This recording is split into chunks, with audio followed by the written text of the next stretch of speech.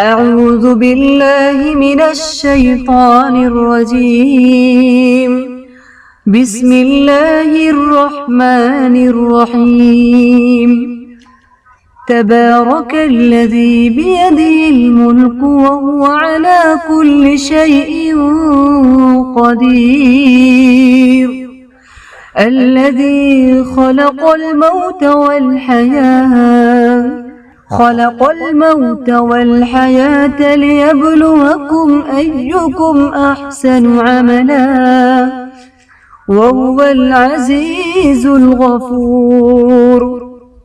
الذي خلق 7 سماوات طباقا ما ترى في خلق الرحمن من تفاوت فارجع البصر هل ترى من فطور ثم ارجع البصر كرتين ينقلب إليك البصر خاسئا وهو حسير. ولقد زينا السماء الدنيا بمصابيح وجعلناها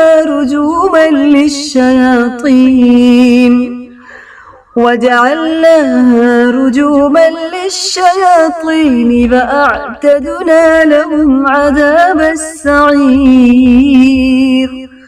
وللذين كفروا بربهم عذاب جهنم وبئس المصير. إذا ألقوا فيها سمعوا لها شهيقا وهي تفور تكاد تميز من الغيظ. كلما ألقي فيها فوج سألهم خزنتها ألم يأتكم نذير؟ قالوا بلى قد جاءنا نذير فكذبنا وقلنا ما نزل الله من شيء إن أنتم إلا في ضلال كبير. وقالوا لو كنا نسمع أو نعقل ما كنا في أصحاب السعير. فاعترفوا بذنبهم فسحقا لأصحاب السعير. إن الذين يخشون ربهم بالغيب لهم مغفرة وأجر كبير.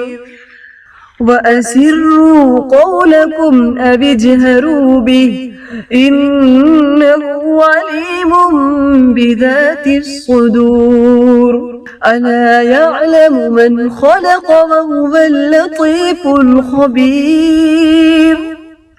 هو الذي جعل لكم الأرض ذلولا فامشوا في مناكبها وكلوا من رزقه وإليه النشور.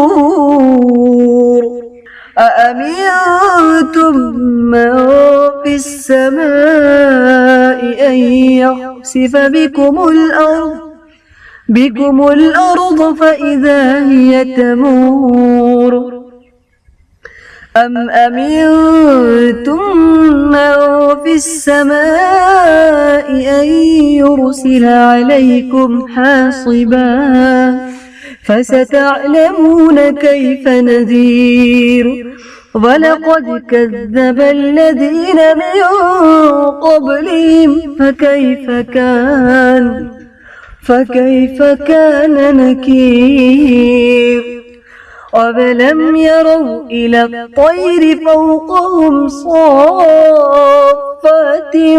ويقبض ما يمسكهن إلا الرحمن إنه بكل شيء بصير أمن هذا الذي هو جود لكم ينصركم من دون الرحمن إن الكافرون إلا في غرور أمن هذا الذي يرزقكم إن أمسك رزقه بل لجوا في عتو ونفور أفمن يمشي مكبا على وجهه أهدى